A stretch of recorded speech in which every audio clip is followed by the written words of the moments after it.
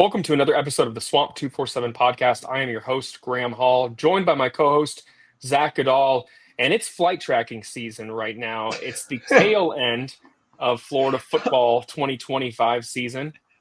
That was a good one, Graham. You I like like that? that. It is. That was really good. Normally we'd come on here and talk about the recap of Florida's most recent game and preview the upcoming matchup. And we're going to start there for sure, but we're definitely going to talk some coaching search today because that is the primary focus, what the future is going to look like in Gainesville, what it could look like in Oxford, Mississippi, and certainly what it could look like in Baton Rouge. These three programs in the midst of, I hate to say even, a source war, but conflicting information getting out there, people tracking planes left and right, including yours truly.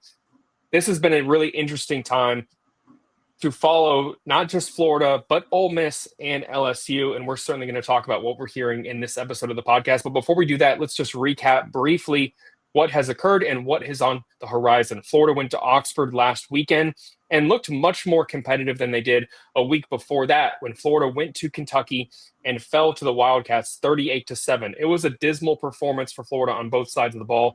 DJ Lagway was benched against Kentucky. Florida's defense waned, and you saw improvement in both regards, although Florida once again came up short. Lagway, to his credit, looked a lot more impressive, but it seems to be a consistent storyline with him. A late mistake in the fourth quarter allowed Ole Miss to secure a victory when Florida was certainly in that contest, had a 24-20 halftime lead, and they were shut out in the second half, unable to execute, and Trinidad Chambliss and Kawan Lacey were able to capitalize against a Florida defense that fared well, got 5 sacks, 7 tackles for loss, multiple quarterback pressures, was able to affect Chambliss, but could not stop Lacey, who got over 1,000 yards by a good margin on the ground this season, had over 230 rushing yards and 3 touchdowns against Florida's defense and handed Florida their 7th loss of the season. Looking ahead to this week, this 3-7 Florida team, you would say that they don't have a ton to play for, but a chance to still defeat a rival, especially one like Tennessee, which has not won in Gainesville in 22 years. You have to go back to 2003.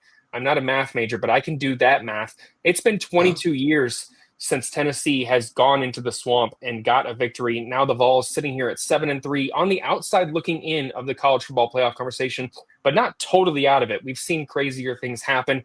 They're not giving up hope there in Knoxville. But Florida, like they did last season to Ole Miss, could effectively end their chances, their outside chances of making the college football playoff. That is certainly something to play for. This is going to be an interesting game in multiple ways, from the debut of the Geico Field logo to Urban Meyer being back in Gainesville, who is going to be inducted in the College Football Hall of Fame next month. He's back in Gainesville for this game. We talked to Billy Gonzalez last night. We're recording this Thursday morning. We talked to him after Wednesday's practice, and he said, I still call Urban Meyer coach. That is still my coach. I talk to him all the time. I'm looking forward to him being here. When he's going to get to Gainesville remains to be seen because he still has the Big Ten Network obligations. But he's expected to be in Gainesville before the game, talk with the team, and his presence should be a much-needed boost for a Florida fan base that hasn't had a ton to cheer about this season. And I know some people out there are certainly hoping that it's not going to be the last time Urban Meyer is back in the Swamp being celebrated, considering that there is still a good chance that in due time he is in Florida's Ring of Honor. So a really interesting game this weekend against a high-powered Tennessee offense. Joey Aguilar comes into this game with nearly 3,000 passing yards, which would be a top 10 passing season in Florida program history. And Florida is certainly looking to play spoiler back at home for the first time in a month. Now, with all that said, we are going to talk about the coaching search, what we've been hearing, some of the recent moves, and what could be on the horizon for the University of Florida football program here. Let's start with last week in Oxford. Lane Kiffin faced considerable conversations regarding his future, and he has, to his credit, done a really good job, in my opinion, at attempting to dismiss the noise, downplay it, try and say he's transparent with the team. But we're in a fever pitch right now where it has been nearly deafening. And it's going to be, in due time, he's going to have to say something, acknowledge it. If you listen to him on the SEC teleconference, which, Zach, I'm going to get your thoughts on this in a second, You saw him it was one of the more interesting ones, was it not? What did you take away from Lane Kiffin's teleconference on Wednesday, what he had to say, and just some of his answers? I don't want to read between the lines too much, but I'll start with this. He said that he wouldn't comment on talking to Governor Landry out of Louisiana. Reports have been out there from the Rebels 247 team that does a really good job, and multiple other reporters that have confirmed, maybe not for 2 hours, that Lane Kiffin has spoken to Louisiana's governor. What did you make of that nearly 12-minute SEC teleconference appearance by Lane Kiffin yesterday? Yeah, I'm kind of perplexed by, it's mainly Ole Miss fans because they're tired, and rightfully so, and they're stressed that they might lose the greatest thing to happen to their program in at least 50 years, if not ever. That they're calling the way he's handling this toxic, that he's going about it in all the wrong ways. I guess you have the right to feel that way, but what does anyone expect at this point? This is an unprecedented situation. We've seen coaches leave ahead of bowl games. Look at Brian Kelly, for example. We've seen coaches leave on a whim from a huge program and be surprised by it, and those fan bases feel burned, like Lincoln Riley at Oklahoma. But this is the first time we've seen one looking like they're going to leave a college football playoff contender. He wants to coach the playoffs, and rightfully so. Ole Miss is first in program history. So, what is he supposed to do when he gets these questions like he got on this teleconference? It was a 12-minute call. Chuck Dunlap, the lead communications person for the SEC, I forget exactly what he called it, but he pretty much said wildest teleconference, at least bit of a teleconference ever. And I think it was rightfully so. Every single question was about what Lane Kiffin's doing. Everyone was trying to word their question differently to try and get something out of him. And he wasn't budging.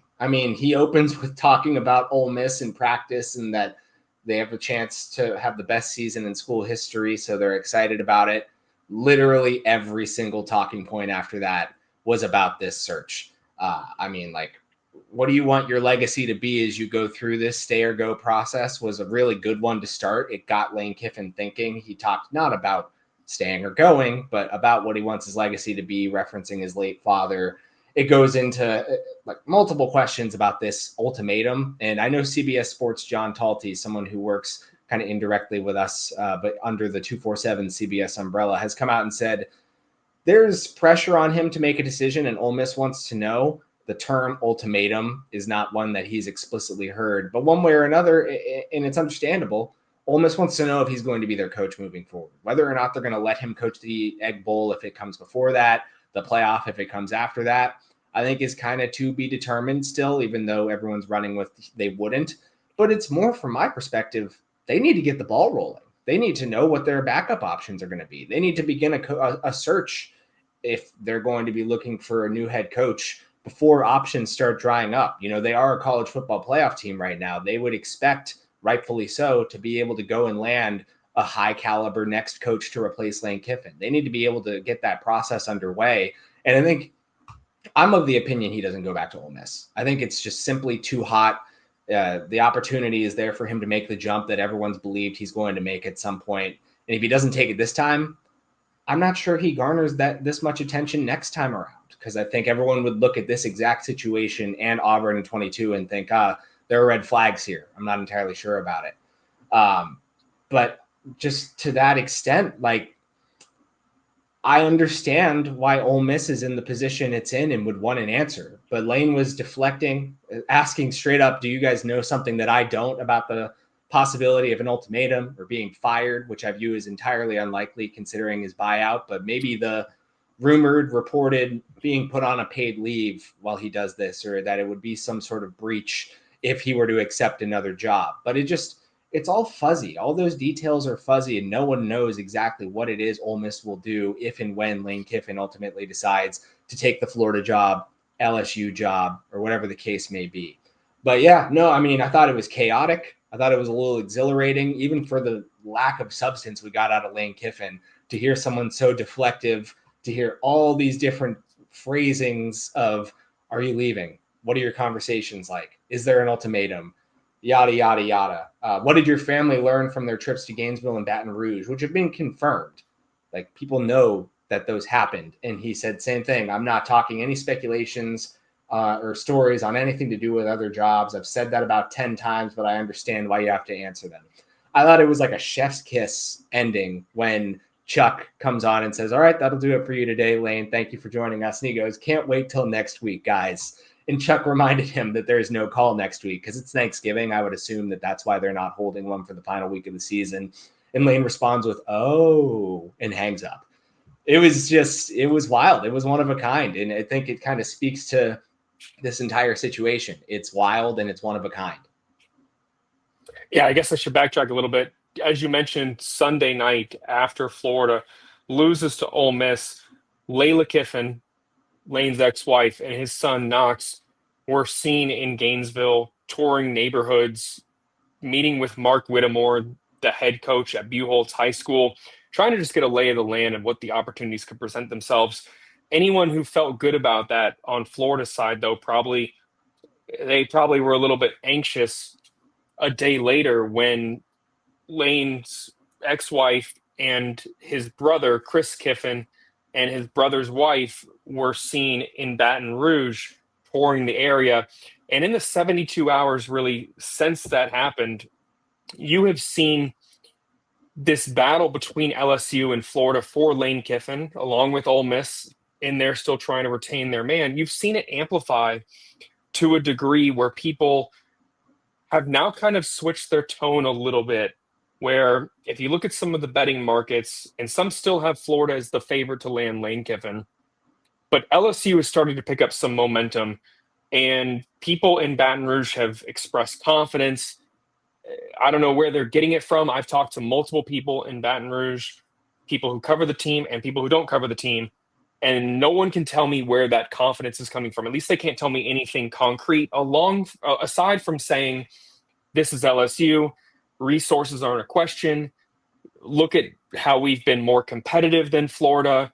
And if you're talking about those and the personal connections to Osbury and the relationships that Lane has there, just like he has relationships with the city of Gainesville and people in Gainesville, they feel really, really confident. But again, I can't say where that is coming from, so I don't know the validity to it. It could certainly be valid, but it also could be false confidence, which quite fairly, so could Florida's in a sense. Sure. Because we haven't heard much that's can be validated in terms of why Florida feels as good as they do, aside from the fact, in my opinion, that they have had the advantage from a time perspective. Because this isn't just something that started a month ago. The Lane Kiffin to Florida rumors and potential pursuit dates back to 2024, when Florida was in the midst of a tough season with Billy Napier, and a decision was made to have him finish the rest of the year. Before that, as a lot of people remember, Lane Kiffin was being floated as the ideal name to replace Napier in Gainesville. So Florida has had a chance to vet, have communications with agents, potentially be able to prepare more of a lucrative package, make sure they have their ducks in a row from an NIL standpoint, a resources standpoint. That is one of the reasons. Yeah. I just would argue, like, you could say it goes back to 2021, and that's not to say it was ever realistic, because we've heard the rumors of Scott Strickland not being enamored by Lane Kiffin at the time. But from what I understand, he had an interest in the Florida job back then. Just a little, like, addition to that. Yeah, Lane Kiffin, though, was not the coach in 2021 that he is now. There's some maturity aspects as well, but he definitely has proven himself a lot more. I mean, you could have made the case that 6 years before 2021, in 2015, or maybe it was 2016, but I think it was at the end of the 2015 season, Lane very publicly was embarrassed by a legendary head coach, Nick Saban. Yeah.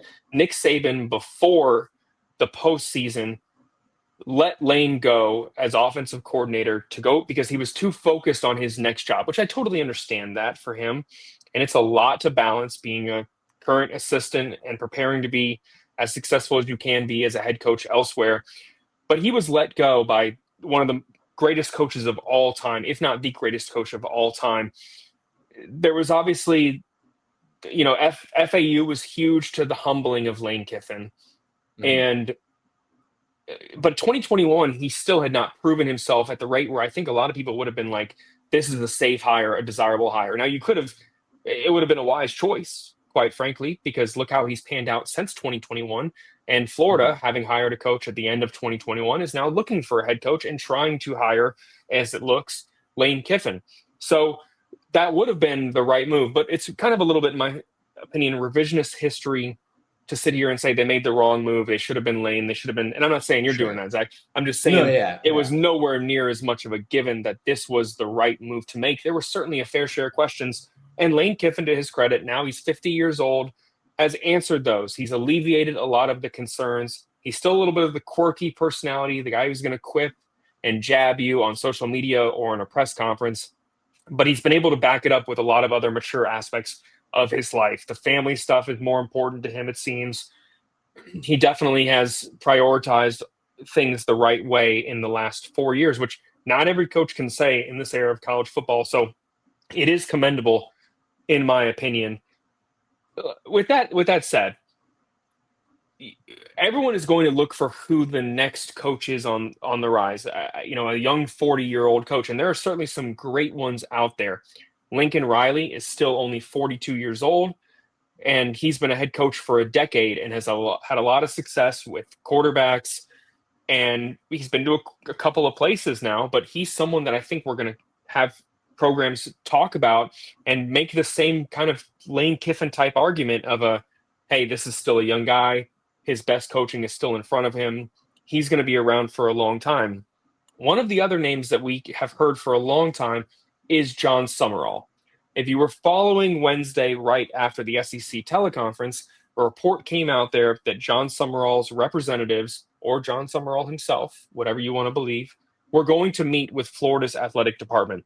We confirmed that very quickly after a report came out, made one phone call, and I was told that who I talked to, I couldn't catch any information from them, but they could confirm it. And when I dug a little bit deeper, that information was really not something that Florida or Summerall's representatives wanted out there, so much to the point that after it became very public and multiple reports were out there, including ours, Summerall's camp not only denied it, they canceled the meeting and expressed that they no longer were interested through back channels in being a candidate for Florida's coaching search. And then to take it a step farther, Wednesday night, John Summerall and the Tulane Twitter X account, is out there making jabs and tagging, I'll say it, tagging On3 Sports and saying, only meeting on the books today. This is the only meeting we got. John Summerall's out here tweeting photos of the quarterback room meeting and saying, this is the only meeting I got going on today. The attempt to downplay it was so significant. It was quite notable, and it maybe left Florida without an ideal backup option. John Summerall is going to get a different head coaching job, in my opinion, whether it's at Auburn, whether some things shake out at Ole Miss or Missouri, whatever it is. John Summerall, it feels like it's inevitable, and he flirted with the North Carolina job last year before they hired Bill Belichick, that John Summerall is going to be coaching he's going to be coaching a Power 4 team, whether it's in the SEC, the ACC, the Big Ten, you name it. Right. Where do you think Florida turns from here? And, I don't want to scare people right now and start talking about contingency plans for Florida, but you have to do your due diligence. You have to have backup plans. If it's not John Summerall and if it's not Lane Kiffin, which again, we're recording this Thursday, we should know something within the next 10 days, if not far sooner. What do you think Florida does if they miss out on Lane Kiffin and they miss out on John Summerall, which looks like has happened? What do you think would be option C for them in your mind? I hate to put you on the spot like this, but no. What do you think would happen? It's not, because this is something that I reported on this past weekend. Let me start by addressing the John Summerall part, and I think it's kind of emphasizing what you were either hinting at if you didn't explicitly say. I don't think he was a serious candidate, even if this meeting was going to occur. Honestly, the way I see it's like, let's start in the vacuum of like candidates Florida can feasibly go after and the public won't destroy them for. I don't think it's likely at all that Florida hires another Group of 5 coach after the Billy Napier experience. Even if the resumes are different, they're obviously different coaches, different styles, different qualifications. I don't think you can do that. I think sooner you would be in the public eye better off hiring an up and coming coordinator than another Group of 5 head coach. So just from that perspective, but it's been expressed to me that it was more likely a leverage play, more likely putting pressure on Lane Kiffin to stop dragging his feet effectively and because we know Florida wants to have a coach in ideally like right at the end of the regular season. They want to salvage a recruiting class. They want to have a plan in place, whether it's Lane Kiffin or otherwise, like well ahead of the transfer portal so they can get this ball rolling on moving forward after it's already been just over a month since letting Billy Napier go. They don't want to wait a ton longer. So you pair that with the prospect of John Summerall being floated elsewhere. Auburn is one that comes up a lot. It feels as though like having this meeting, if it were definitely going to occur, which I do believe would have if it didn't leak, would have been a great leverage card for both parties to present that to Lane Kiffin. Hey, we are looking and interviewing other prospects. For Summerall to go to other schools and say, hey, look, Florida, one of the top jobs, if not the top job on the market right now, so much that Lane Kiffin is seriously considering it, also considered me. So that's just personally the way I see that. That's, of course, my opinion, but I've talked to some people who agree with that opinion. I reported this past weekend, much to the dismay of some of our subscribers, Florida doesn't have a clear backup plan in place, at least from the people I talked to. And I've talked to enough to feel confident about it. Quite frankly, I've talked to more people this week after my reporting came out that only increased my confidence that Florida's backup plan, if Lane Kiffin says no, has not formalized. Now, that is not to suggest that they haven't backdoor communicated, vetted. I mean, obviously, that's the point of your search firm, is to vet these candidates and present you with qualified options. They're not saying Lane Kiffin or bust to the point that they're not even paying attention or reading the resumes of other coaches. But I don't think they know who they would turn to in confidence and say, if we miss on Kiffin, this is who we want. I reported in this story, and I've said this on our message board a couple of times already. I know Jed Fish comes up a lot. I've seen a couple outlets say that he's someone Florida might turn to. Up until this point, I've heard that he's not on the list. Maybe that changes if they keep swinging and missing on potential backup options after Kiffin, that they would then circle to him, given his ties, given the successes that he's had. You look at his record and you may not be impressed, but it's about the rebuilds of those programs and where they get to years 2 and 3 when he's been with Washington and Arizona that are impressive. But up until this point, anyone I talk to says, no, that's not someone we consider in the running. Probably more pressing from my reporting is I've learned, and I feel confident in sharing enough that I put it in print. Florida early on in its coaching search tried to establish a line of candidates behind Lane Kiffin. And I believe they were transparent with these candidates. We're going after Lane Kiffin. If we don't get him, or use someone that would be interested in. Arizona State's Kenny Dillingham told Florida no. I reported that on Sunday. And those are just two examples. You then look at James Franklin. When I reported on Sunday about this entire situation, he was in the early stages of talks with Virginia Tech. Well, now he has agreed, signed, and been introduced as the head coach at Virginia Tech. So if that was someone that they would have fallen back towards, and I know he gets a lot of hate for the way things ended at Penn State, his inability to win big games, but he's a safer hire of some of these candidates that are out there. Like if you miss on Lane Kiffin, I think people might have come around on the prospect of settling for James Franklin. Well, now he's out of the picture.